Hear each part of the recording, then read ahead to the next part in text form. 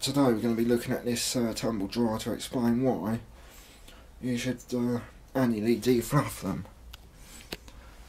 You might want to do it a bit more than that in some cases.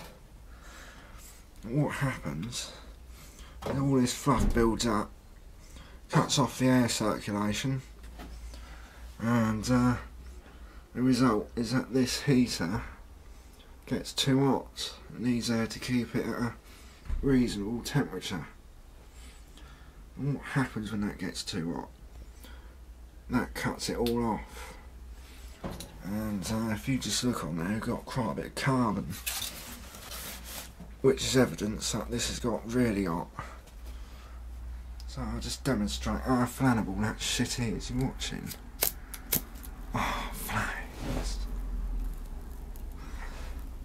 Right, you don't want that happening in your tumble dryer.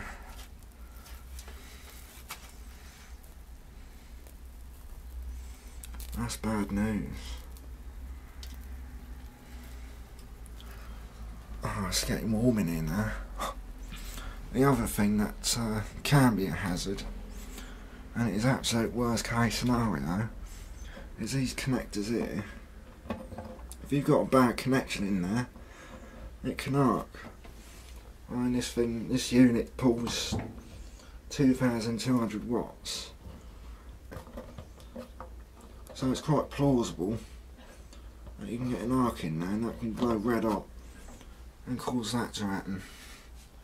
I'll have a light that. A little bonfire. See how flammable that stuff is. Warmth. Right then chaps, I hope you found today's video vaguely useful.